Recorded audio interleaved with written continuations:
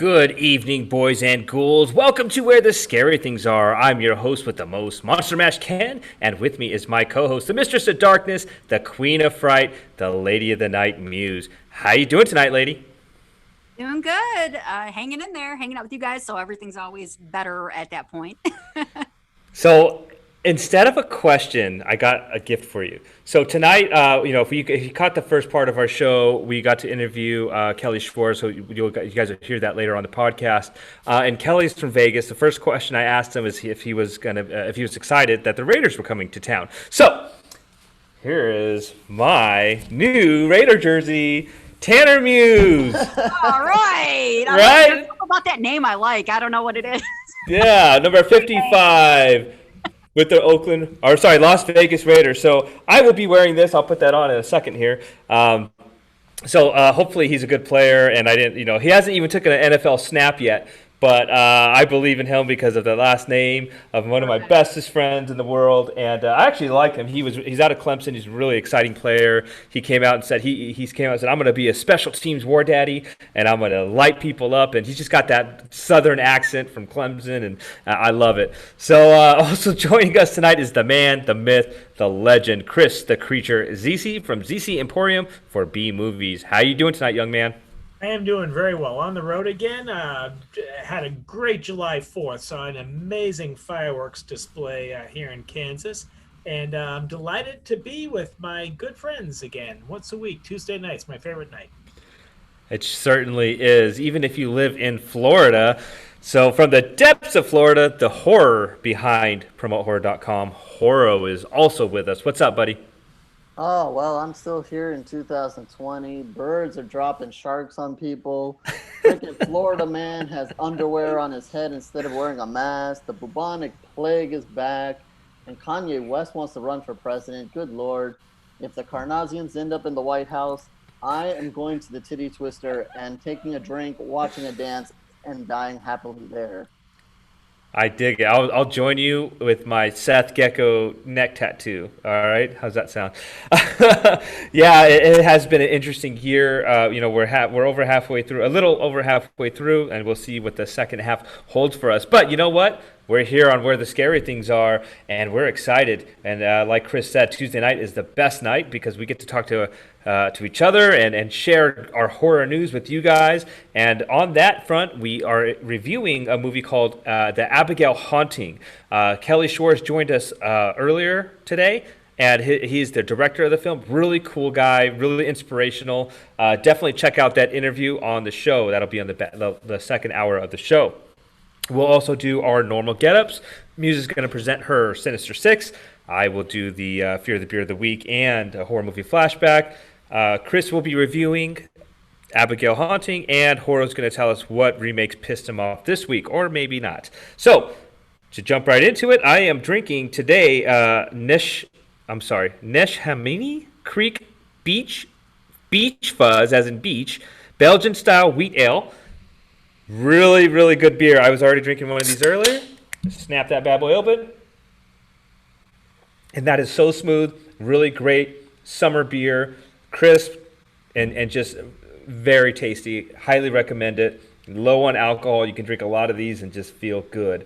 So yeah, that's Beach Fuzz from Neshaminy Creek. I am sorry for butchering that. And if you know me, I butcher all names. As far as a horror movie flashback, so this one was funny. Today, July 7th, we saw the release of a scary movie, and this was a parody of a lot of different horror movies, but mostly Scream. We saw Anna Faris in this one.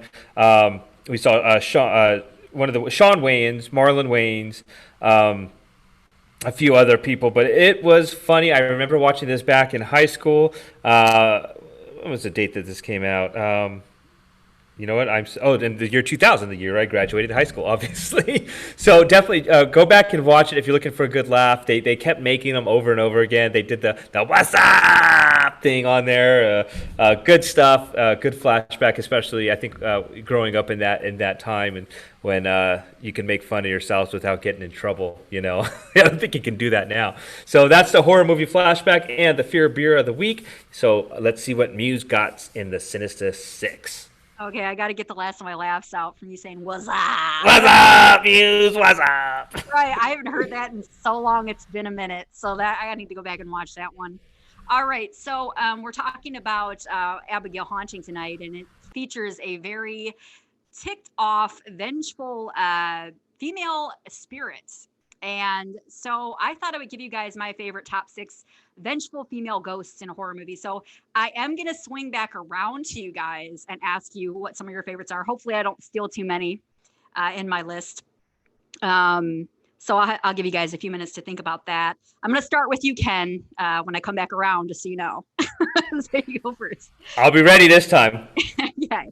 All right. So the first, one of my favorite vengeful female ghosts might be one that a lot of people might have not picked for their favorites, but it's from one of my favorite horror movies. It's Mrs. Massey from The Shining. And if you know who Mrs. Massey is, we remember this infamous scene from The Shining from 1980 in room 237.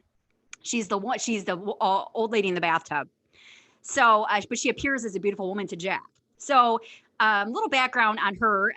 Her name is Lorraine Massey. So in the past, Lorraine was known to seduce young bellboys into her room where they would engage in sexual acts. And full of self-disgust, she one day committed suicide by slitting her wrist while taking a bath. After her death, she continues to haunt the hotel, seemingly becoming one of the strongest poltergeists there, as the room is the most feared.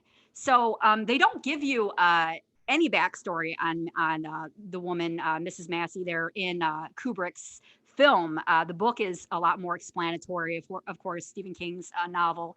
So this is a pretty cool little side story, but she's such a memorable spirit ghost in this hotel that her image is burned into your brain. And you guys know what I'm talking about. You know, Danny ventures into the room. He's told to stay out. Of course, he ends up going in.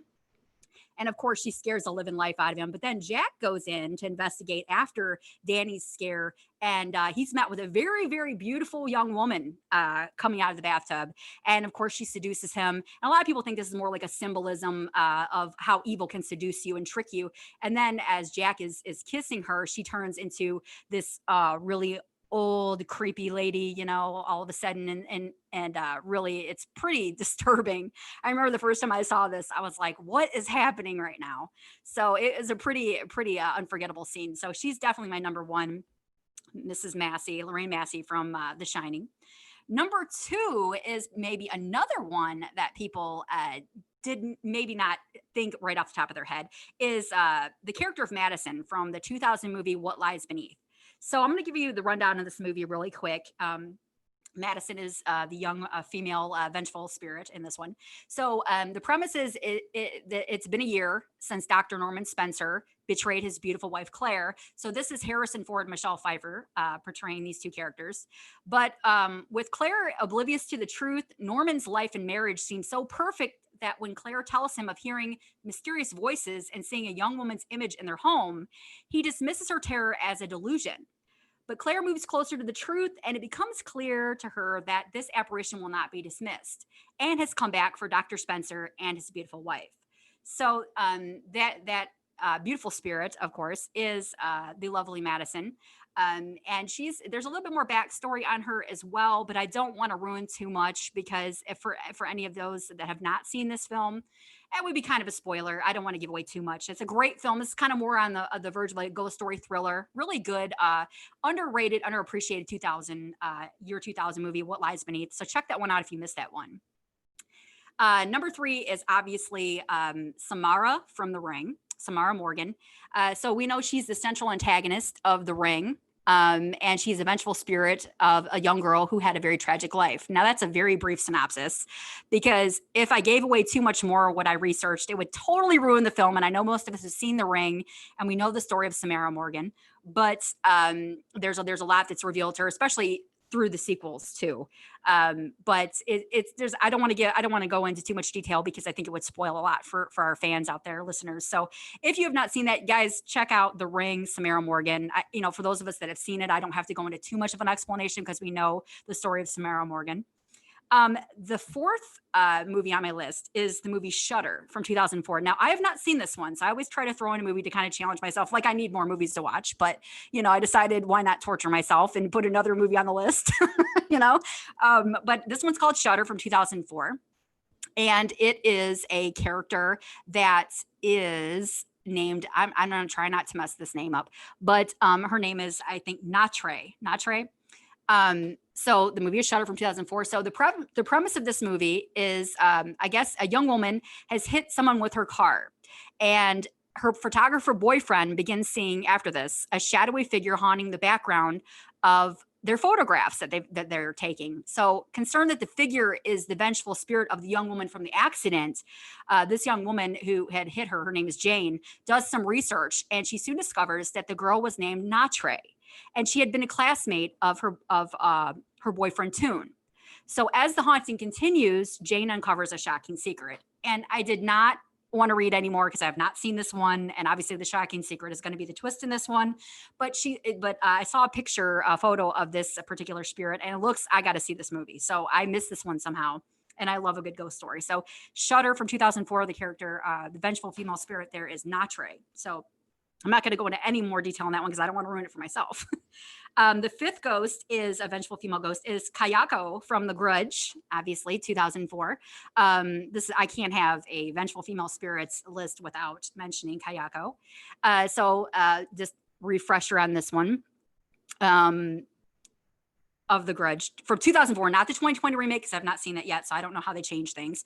But the story centers around Matthew Williams and his wife Jennifer and their mother Emma, and they're Americans making a new life in Tokyo. This is of course the American remake of the original, I think, Ju-on. So together they move into a house that has been the site of supernatural occurrences in the past, and it isn't long before their new home begins terrorizing the Williams family as well. The house, as it turns out, is the site of a curse that lingers in a specific place, and it claims the lives of anyone that comes near. So that vengeful female spirit that we come to know throughout the movie is Kayako. And there's definitely some memorable scenes in this one. We all know the little boy where he like screams, and it's just like one of those really cool, shocking moments, kind of like, I guess you could say, a jump scare. But I definitely love that particular ghost from the movie The Grudge there in 2004.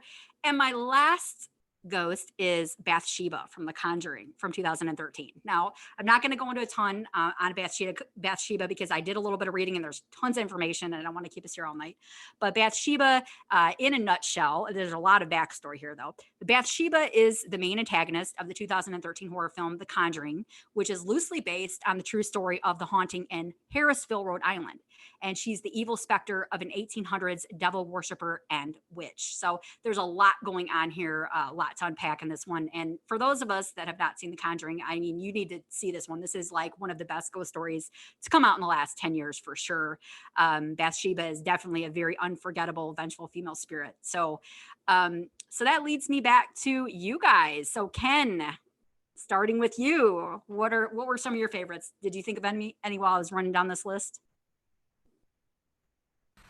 Yeah, actually I did. I thought of a couple, and I hope I don't take anybody's, but the Hill House on the series on Netflix with bent neck gal, that one, the whole like, I guess I don't remember if it was first episode or second episode where she's like hovering over the bed, and that was terrifying. And I was like, ooh, this show's gonna be badass, I'm in, and I was scared, so I totally dug it. I loved it.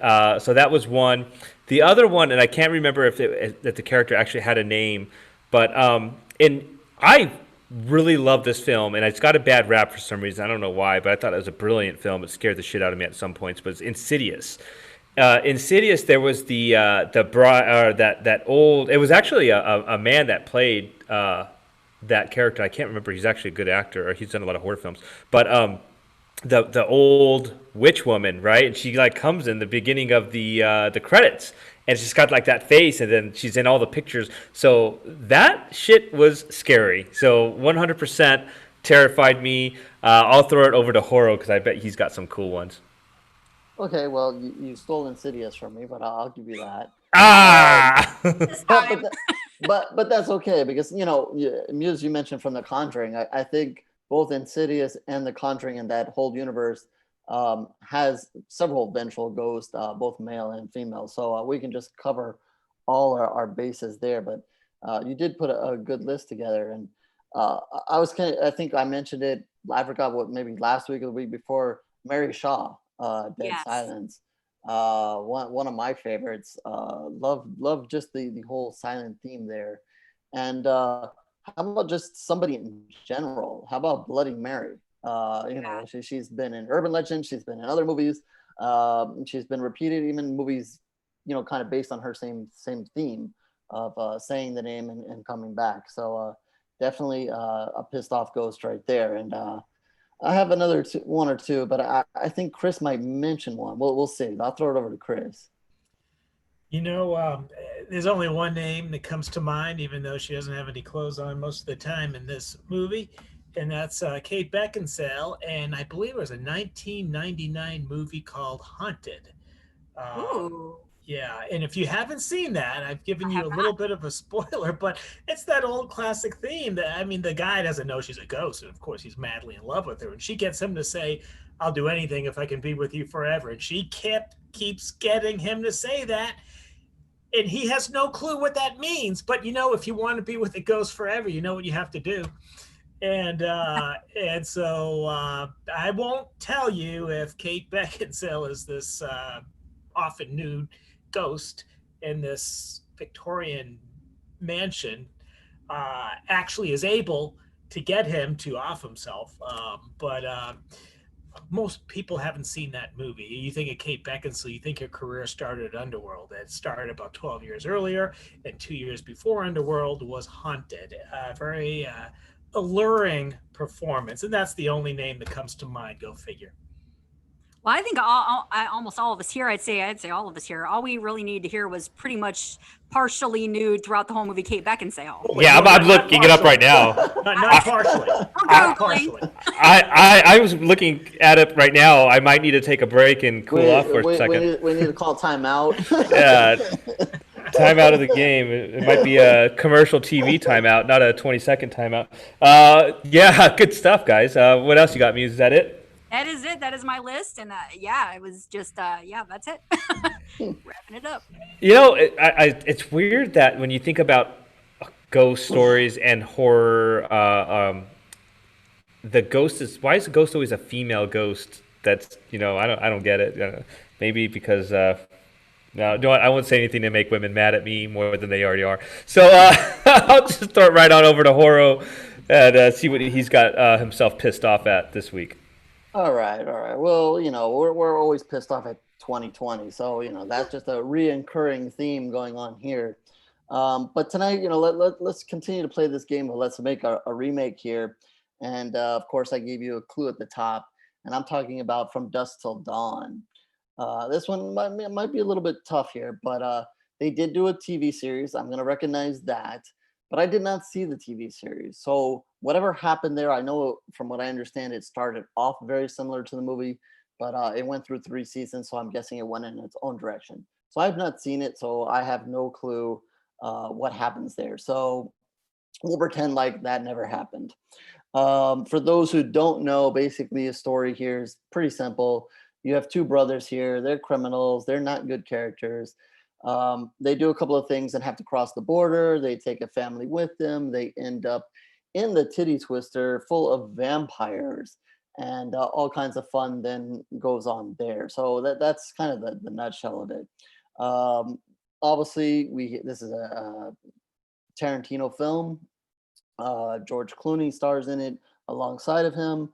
We have the likes of Juliette Lewis and Salma Hayek and a whole other crew of characters there I'll get into in a minute. So some big names there. And then if you guys want to take a shot at replacing some of those characters, we can go ahead. But what I'm going to try to do here is kind of change up the story a little bit and, kind of keep with the same theme. But let's, instead of having two bad brothers here, let's make the good old story of one bad brother, one good brother. and good brother obviously is going to try to keep bad brother out of trouble, but he can't do it. He just can't do it because obviously we have to end up in Mexico. So good brother, as opposed to having the family in the original movie, we had a nice, fun-loving family here, very innocent. One of the father used to believe in God, but he struggles with that. So we have a very wholesome family here, and obviously they're corrupted by these criminals, and then ending up in this vampire hell. So here, let's play it as good brother calls on some of his good friends, and they kind of do the replacing of this family, and they manage to get across. We'll fast forward and get across Mexico, and of course, we cannot replace the titty twister. You just have to have that. I really don't know of a better name there, and a place to be.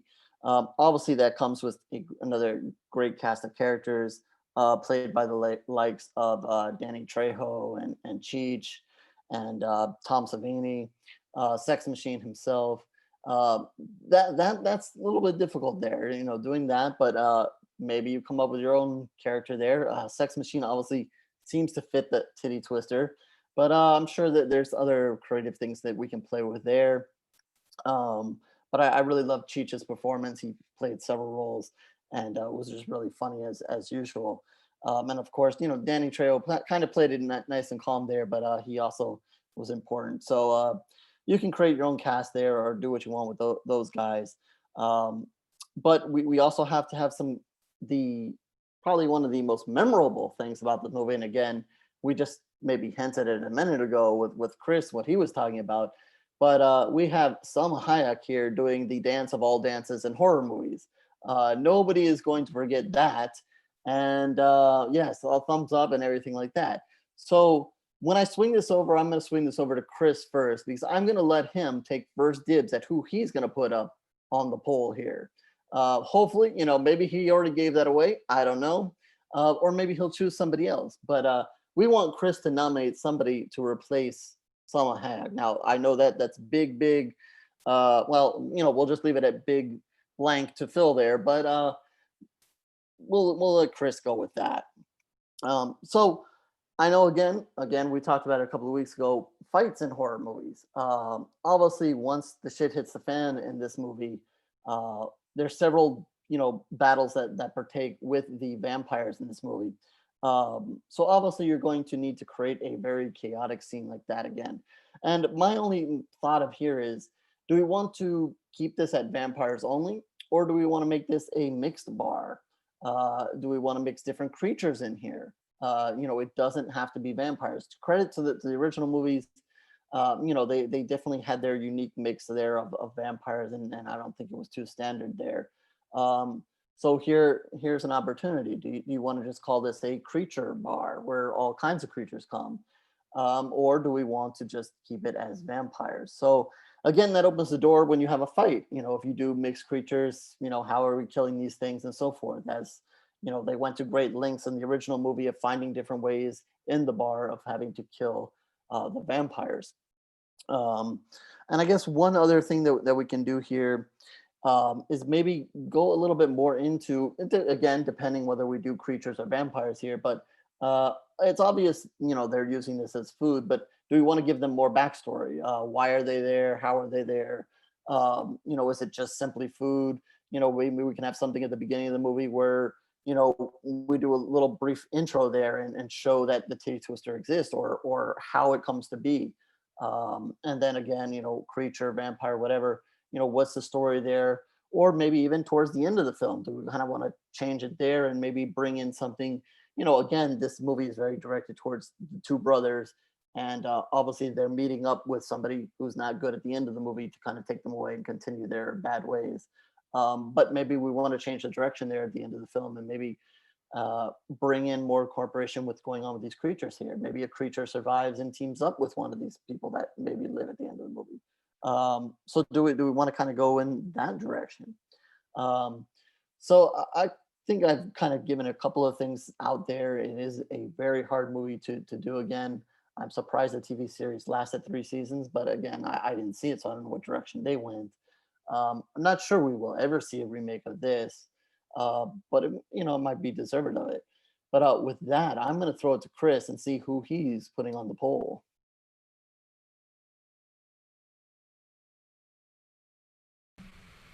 Ah, Chris, this time you're on mute. Come on. This time you're on. All right, I'm on. It's a tough one because if it's going to be remade now, today, somebody to play the Salma Hayek character who was the nemesis of George Clooney and Dustin, or became it anyway, or Harvey Keitel. Erica Sturdivant is a great B-movie actress. She's a star of Zombies 2, University of Missouri, Miss Missouri, would be perfect for that role. It would cost a whole lot less than the A-list actresses of the 1990s.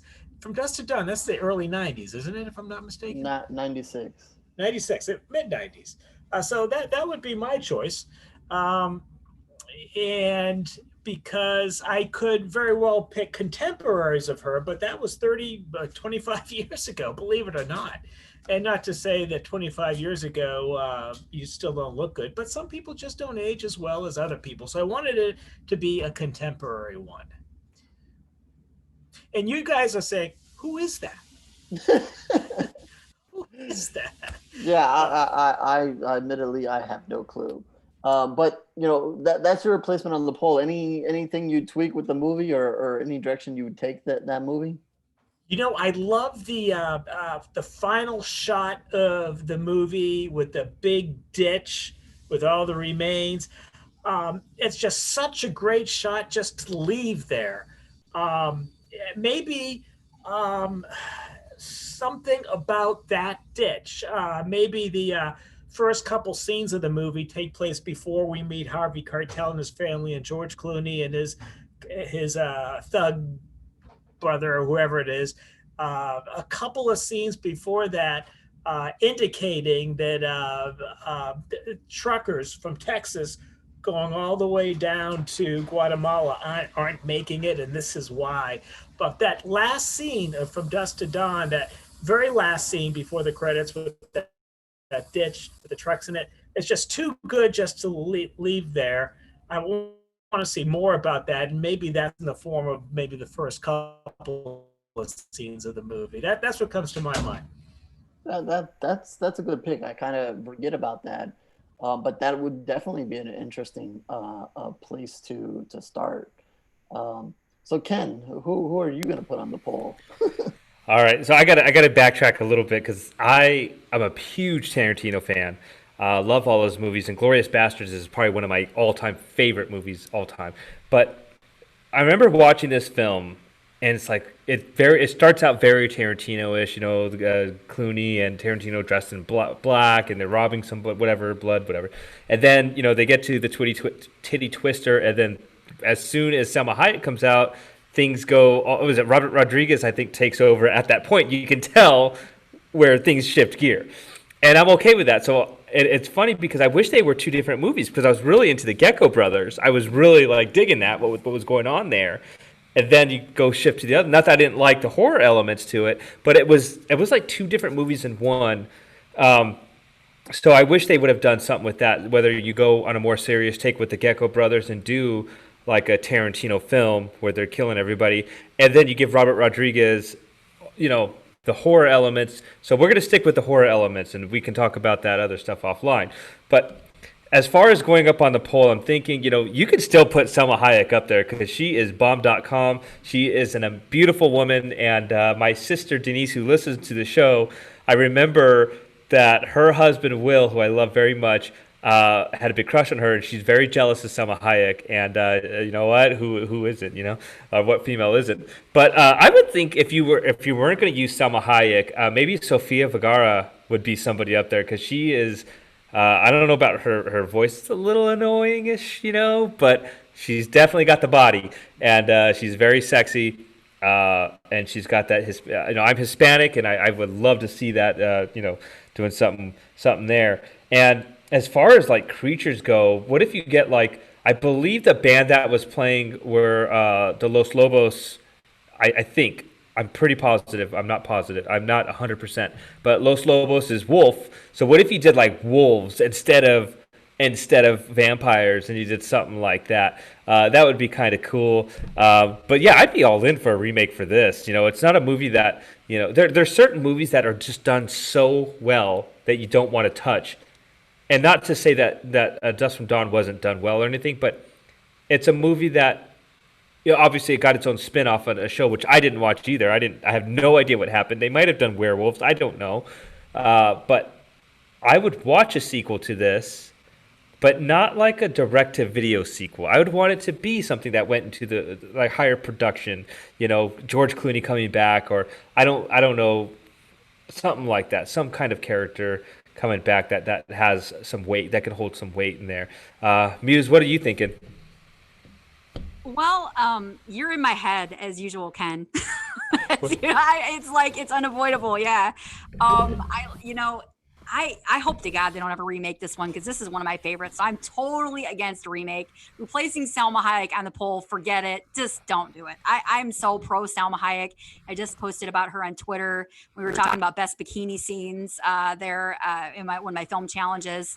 No, leave it alone. She did it too well. I can't do it. And I refuse to do it. So I'm going to leave that one alone. But I did want to kind of take a twist on the story about how it starts out with the family. And it kind of like plays into what Ken was saying. So, we have, the family that gets hijacked by the Gecko brothers and is dragged to the titty twister there for the big transaction that they have going on. And what if the family were werewolves and they didn't know it? Like, they hijacked this family and they're not human, but they appear human until the full moon. And then let's say when everything breaks out that night at the titty twister, there's a full moon. The vampires, come out once everything gets triggered. Then they're facing off against the werewolves, which is the family. And, you've got this kind of like an absolute free for all. And then the family is, or the Gecko brothers are kind of thrown into the mix, just like, what in the hell did we walk into?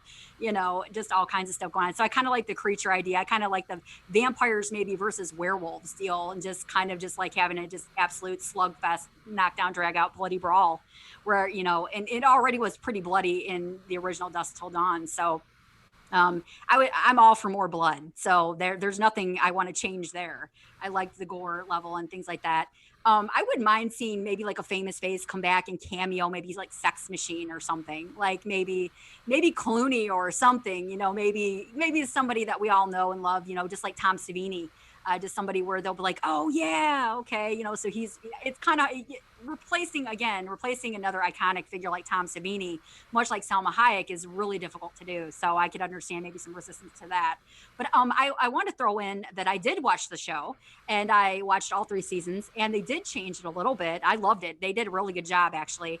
And it took me a minute to get used to the Gecko brothers, because I'm a huge fan of Clooney and Tarantino as Seth and Richie, but they grew on me. And they actually did a really good job. And they had a very beautiful lady, I cannot think of her name, that played Salma Hayek's character. And she becomes actually romantically involved with Tarantino's character, I think, Richie. So that's kind of like a different storyline. But the vampires are like, they appear to be vampires at first, but then they turn into like these snake-like people. It's almost like this kind of storyline, or maybe like a deeper storyline going into a little bit more of the whole thing, the backstory, that it's almost like they're reptilian, which is really interesting.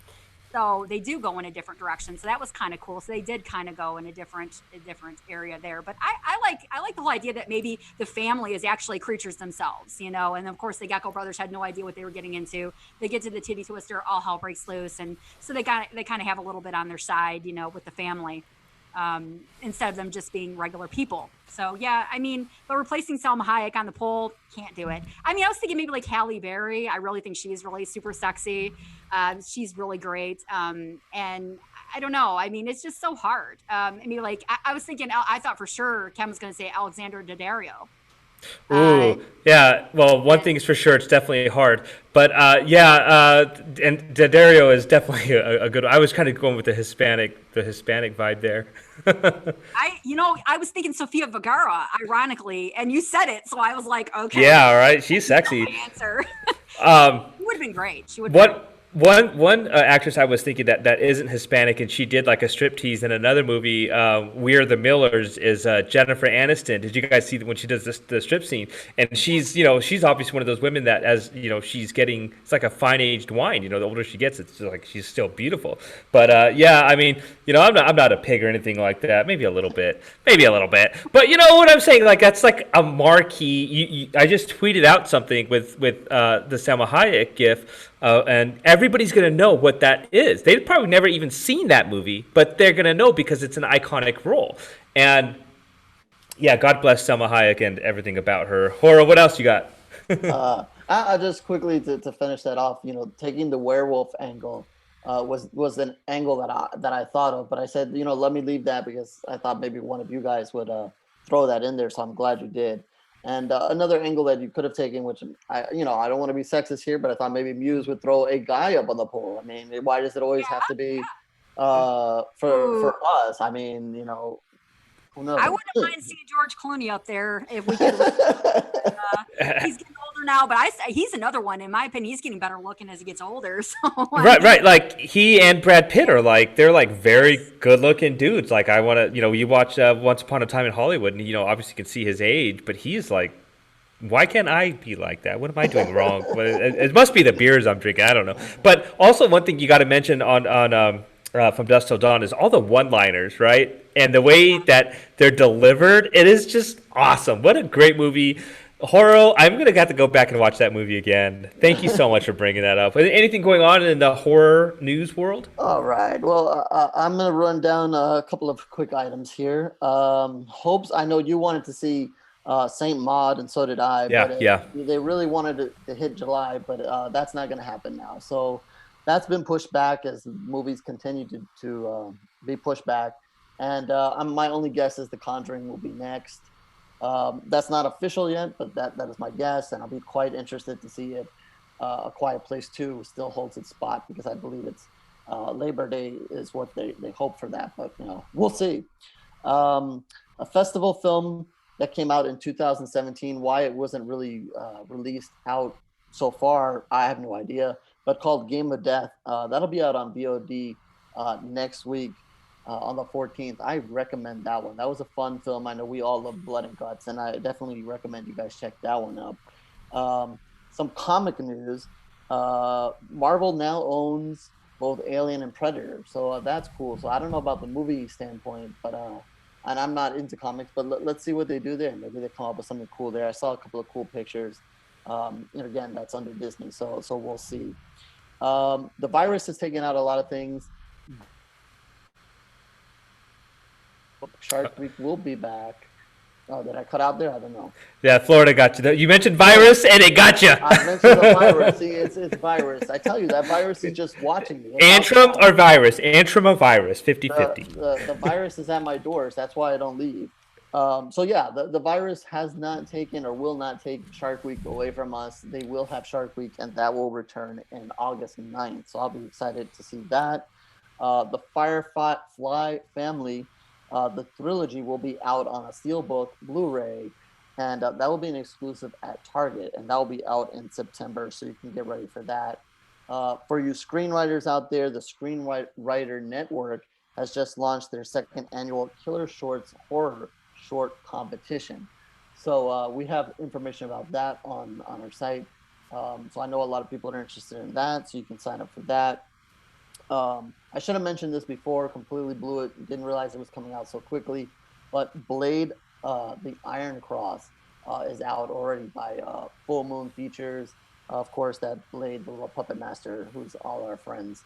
That is out already. I believe you can see that at Full Moon, and also I think it might even be on Amazon, depending on what you have going on there. And also I'd like, I mentioned him a minute ago, Danny Trejo. Out today, if you're catching this live, is Inmate Number 1, The Rise of Danny Trejo, which is a documentary on him. Congratulations to him. He definitely deserves a big documentary like this. He's been in so many films. I think he's started, one of the most acted in films that he can possibly do, even small roles or big roles. But couldn't be a nicer guy. And that's on VOD right now, so you can check that out on all kinds of outlets. And my recommendation to end this off, again, if you're catching this live, you get the benefit of this, is The Beach House, which will be coming to Shudder on Thursday. Definitely check that out. It gets nice and ooey and gooey and wet towards the end of that movie. But I definitely recommend checking that out from Shudder. Right on. I love all the stuff that's coming out.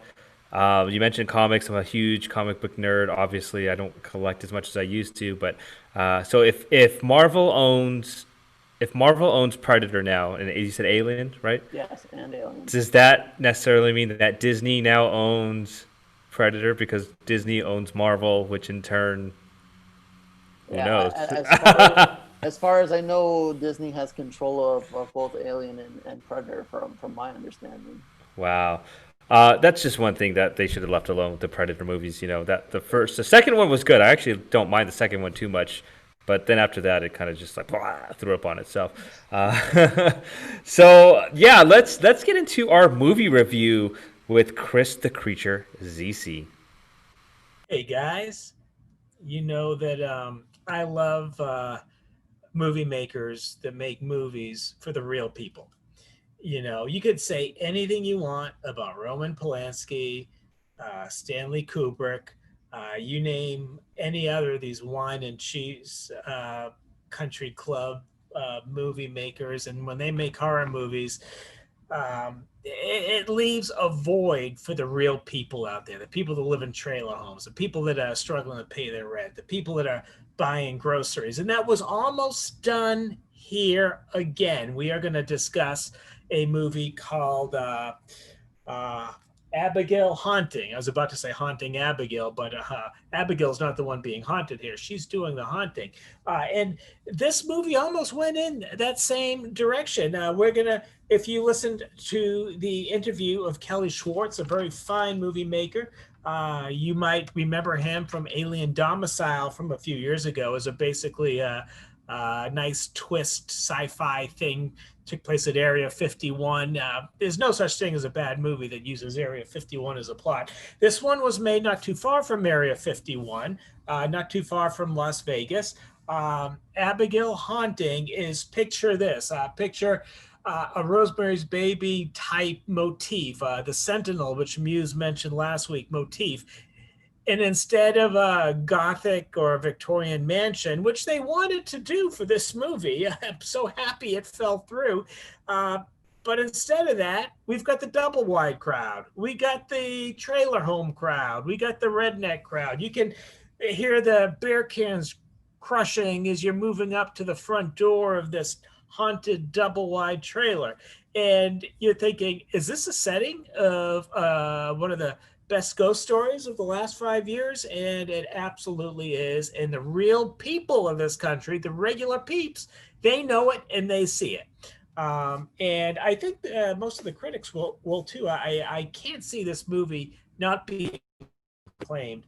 But you know, it's kind of a neat thing. The plot begins with a mugshot. I mean, metaphorically speaking, we have our protagonist, antagonist.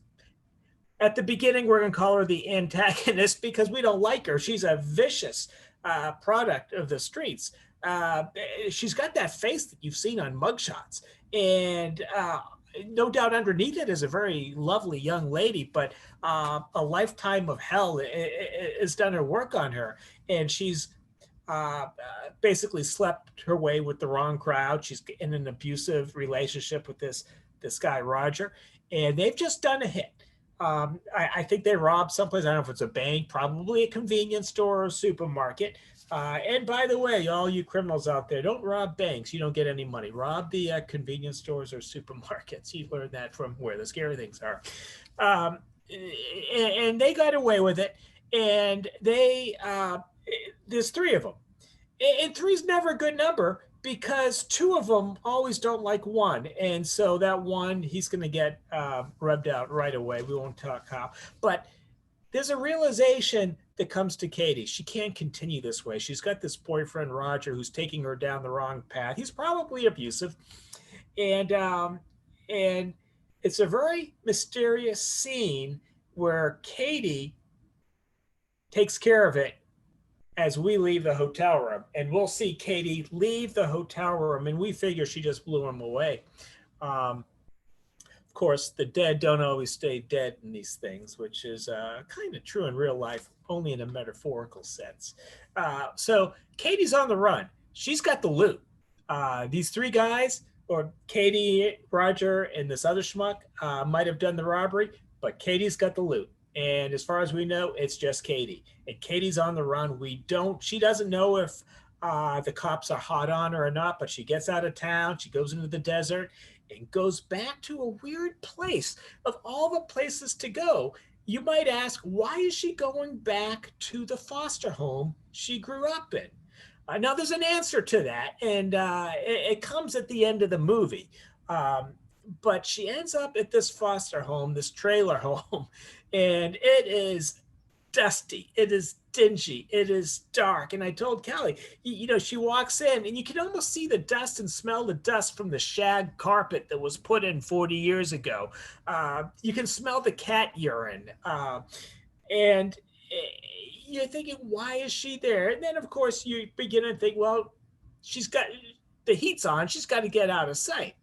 And so her foster mom, Marge, is there, almost catatonic, maybe almost possessed, maybe almost beset by the otherworldly, all of the above. But as far as Katie knows, Marge has just sort of gone downhill, and Marge is just, rocking in a chair, staring at stupid TV, almost as if she has dementia. But as we'll see, she's got a bit more problems than that. And so Katie's trying to lay low.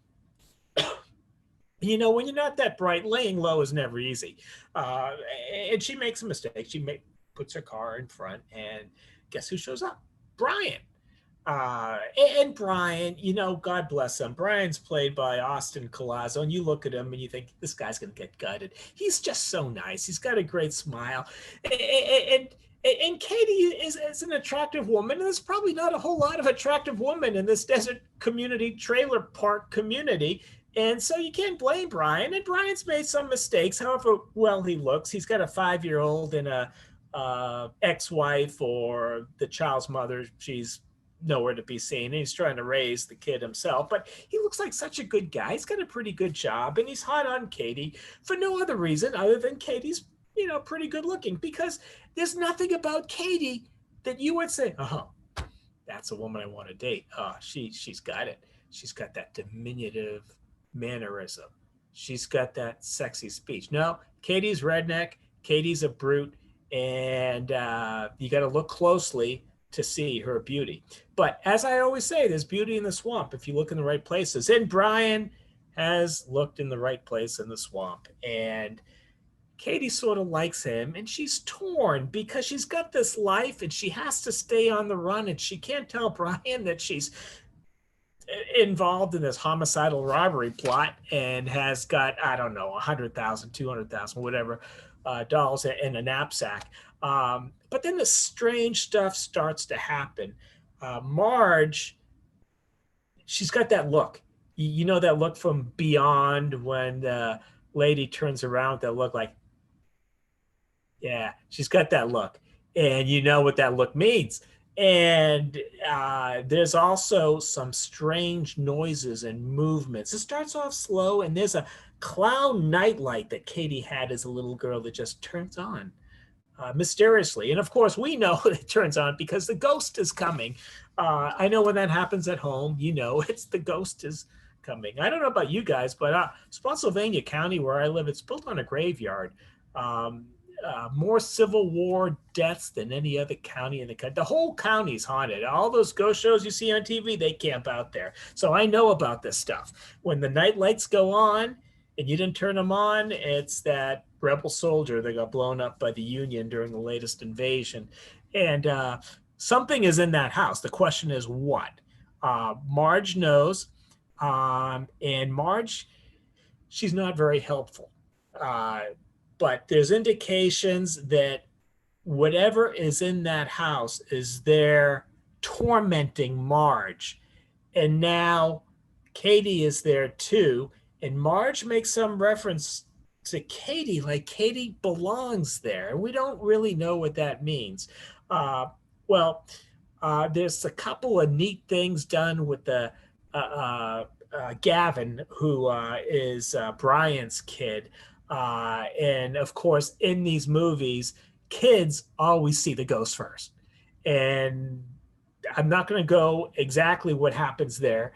Not too original, but it works really, really nice. And then from the subtle buildup of something's out there, and of course it's Abigail. Now, who is Abigail? Remember, Marge is a foster mother. Abigail, I'm not going to ruin too much by telling you, was a foster child of Marge, who did not meet with a good fate. Now, if you think that's bad enough, you think, oh, she's back, she's haunting everybody, she died. Oh, it's much more than that. And we're not going to go into it here because that would be spoilers. But it was kind of a neat thing because I saw Kelly Schwartz's previous movie, Alien Domicile, and it's like aliens, soldiers, SWAT teams, war, and underground bunkers at Area 51. And this is a double wide or a trailer home with a little girl ghost who is ends up being quite menacing. Now, it's interesting that the original plan for this movie was to film it in a big Victorian house because the plot and the ending suggests that setting. But this is Redneckville, and there's a fascinating story how it ended up here in the setting, and it's kind of one of those neat things that works out so well. And the ending is filled with twists and very educated horror movie aficionados like us might eventually figure out where Katie fits in on this. But it's not going to happen until we're almost there. I mean, it's one thing to guess the ending, 2 minutes of the movie.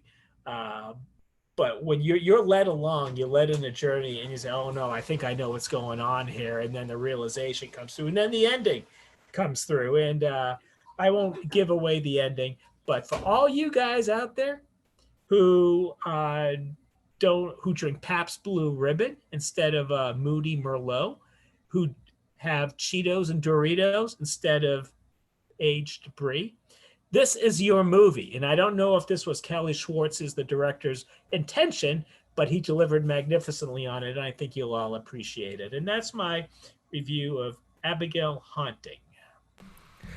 Listen, I'm laughing. My face is I'm laughing so hard about this. Yeah, we love all our listeners. So no matter what kind of house you live, even if it has wheels on it, it's all good. Yeah, those are real peeps.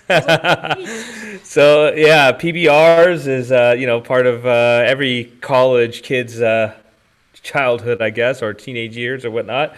But great review as always, Chris. What did you guys think of the film? I liked it. I liked it a lot. I thought I can't think of the young actress's name off the top of my head. Chelsea Jerkowitz. Yeah. I thought she was a really good actress. I liked that. The scene that jumps out. I mean, the most was the bathroom scene, and she's trying to convince.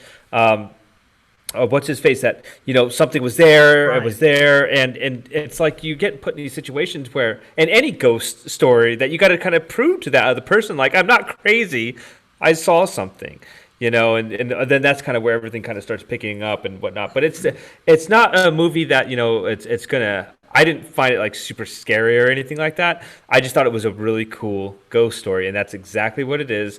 I wouldn't call it necessarily a slow burn, but it wasn't one of those movies that you're going to be like, oh my God, or anything like that. It was a good movie though, really good acting, good storytelling. So I liked it a lot. Horo, what did you think? Horo is on mute again. All right, Muse, we're going to jump over to you. Okay. Yeah, I mean, I'm with you. It was a great ghost story. I kind of felt it like it was a little bit of a slow burn, but it didn't leave you in suspense for very long. I thought it had a really good build up to the story that unfolded, and it had a great story at that. It had a lot of great twists, a really cool ending. It had some surprises I did not see coming. So I thought it was a really cool twist at the ending because, I mean, maybe I should have seen it coming, but I didn't. Yeah. And I'm not going to, of course, say what that is because you guys got to check this one out. But yeah, I mean, the characters were really well played, and I liked kind of like the little romance that was going on between the two main characters there, and you kind of saw that he obviously had a lot of feelings for her, and she's just kind of like, kind of telling him to get lost half the movie. So I mean, I've been there. So, Oh.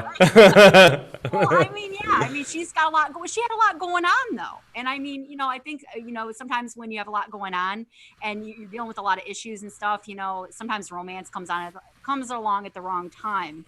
And I think that's what happened here. But I really liked his character, and I liked hers as well. I thought they were a good match, and I really liked how he didn't give up on her. And throughout the whole movie, I really liked that. Kind of like a little side romance for like a second there. So I really liked this one. I thought it was really a great little ghost story, and it definitely had some really cool jump scares as well when Abigail's character comes onto the scene. Yeah. I loved it. I really did. It was a great movie.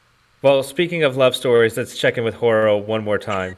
There he is. Oh, there he is. You knew I was going to bring up the love story. Yeah. The virus is all over the place here tonight, and love stories. No, they got to stay out of my horror. This is ridiculous here. This is how come this love story and it always gets thrown to me?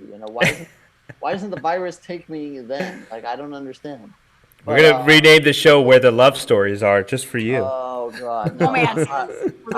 I will boycott that. That is not happening. I love it.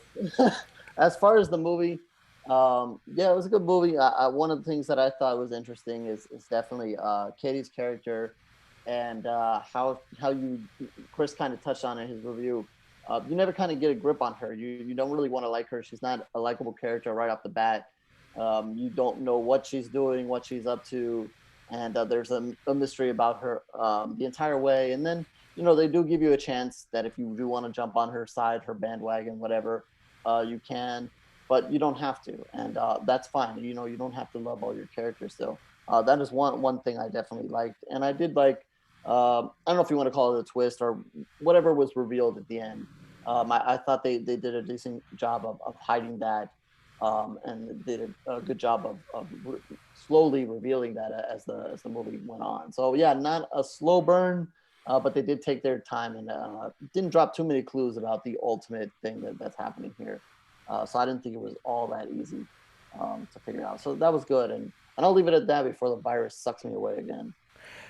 All right. Well, yeah, let's check in. If you listened to the interview earlier on the podcast, we'll jump in with the interview with Kelly Schwartz, and we'll be right back. All right, let's end the show.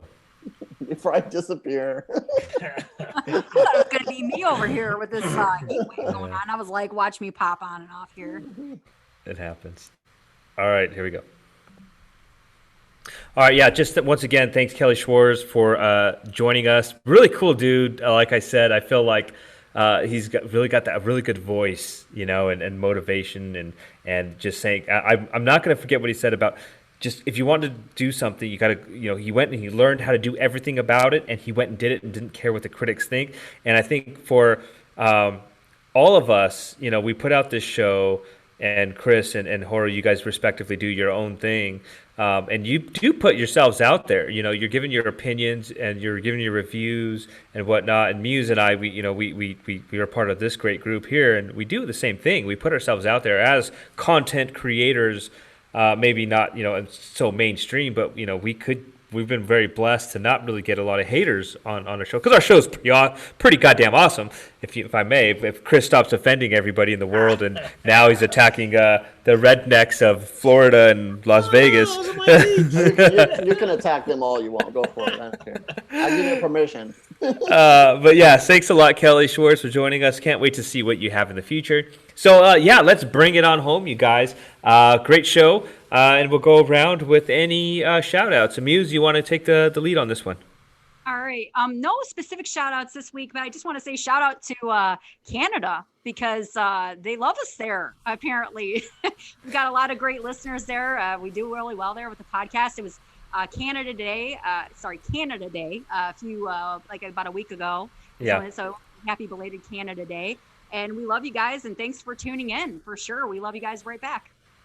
Right on. Yes, definitely. For some reason, our numbers skyrocketed in Canada, and we love it. And Australia too, man. I call it Oceania. We're getting a lot of listens there too, and it's just so weird. I mean, obviously with the states, we get the most, but mad love to everybody that listens to our program. Chris, what do you got? We get a lot of love from the UK too. So Oh yeah.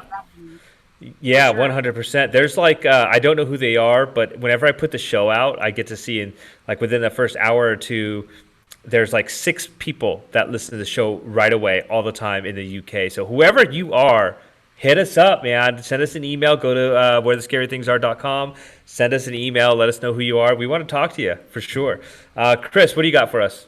Hey, before we say goodbye, I just want to also say hi to our Canadian peeps.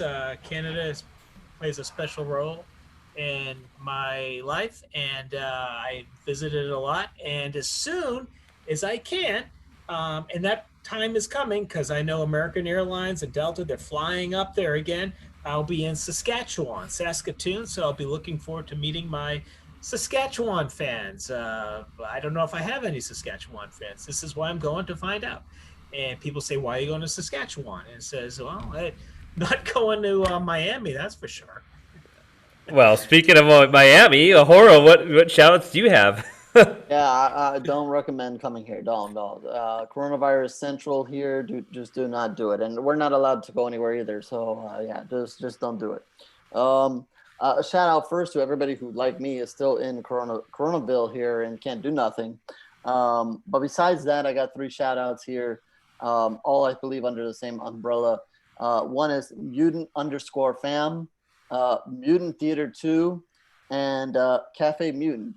All under the same umbrella here. They put out some great YouTube videos. One of them does cooking. You can guess which one does that.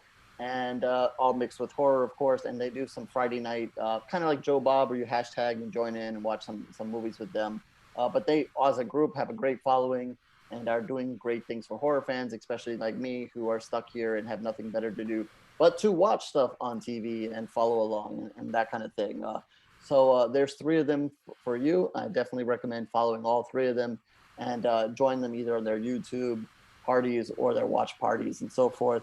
And I thank them for what they do. And with that, as always, spread the horror. I'm continuing to do it and more things to come. Right on. As far as me, shout out to Killer Casey, who, she's busy with work, and one day she'll come back and pop in and out of the show. But we love her dearly. She's an integral part of the behind the scenes of this show. So if something sounds great, thank you. If something sounds shitty, it's probably my fault. Anyway, and check it out. We are part of the Strange Society Network. So many great podcasts to listen to. We added 2 more shows behind the Screams podcast and Everything But the Podcast. Is it anything or everything, Muse? Everything. Everything. Tony, I'm sorry. I love you, man. I just my brain works on its own sometimes. I don't know. And just a special shout out once again to Isaac for doing our opening. Really cool stuff. And another special shout out is to Harrison B. Smith. He is working on his new film. He's going to release it soon. And I'm excited to hear and share the news for that film. Anyway, I'm Monster Mash Ken, and with me is Chris, the Creature ZC, Horo, and Muse, Gory Lori. And keep it scary, my friends. Till next time, we'll see you around.